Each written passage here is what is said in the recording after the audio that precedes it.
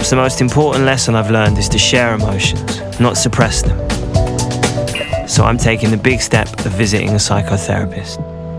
You let me know if I'm probing too much or if I'm going into an area that you're uncomfortable with. Do you know what? Dr. Aaron Balick. So technology operates as an extension of our psychological needs and desires, but because technology is an architecture, it limits the ways in which we can express those desires. So if our desires are for a certain kind of recognition and attachment, Skype allows a certain availability of that, Twitter, another availability of that, Facebook, etc. So all of those will access different psychological states.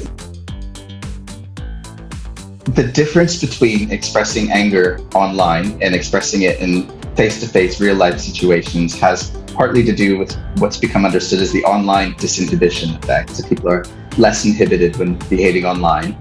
And secondly, the lack of what I call interpersonal complexity, face-to-face complexity. And they both kind of work synergistically. When you're in a condition of not being able to like yourself and living in a society that feels like it's against you, can produce a whole lot of consequences for mental health.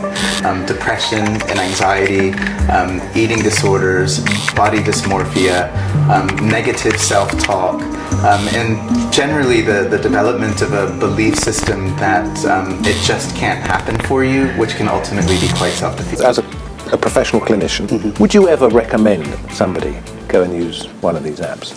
Absolutely, I would. And one of the ones I'm thinking of is the Drink Aware app, which is a really good app that measures, if you're honest with it, and this is another, you have to be honest with your app about how many units or how many glasses of wine you're having a night, but lots of apps that quantify the things that you're doing, may quantify your mood, might be helpful. But again, this is a judgment that you make with an individual person. You're saying, actually, for you and your state, I think this would be a really helpful addition to what we're doing.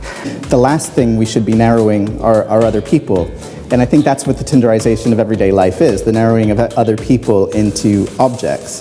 So, there's different choices. You're engaged in relationship, or you're engaged in commerce, or you're engaged in ethical commerce. And I think there's going to be different levels. But I think there's got to be authenticity, honesty, and clarity. I think this thing, 50 pages of terms and conditions, it's manipulative, it's dishonest, and it's wrong. But this is what we're going to do, sign up or not, and then then you make that choice. Actually, part of our group identity is getting to the bottom of these conspiracy people. So we'll all go onto our group on the internet and club together to uncover these evil monsters.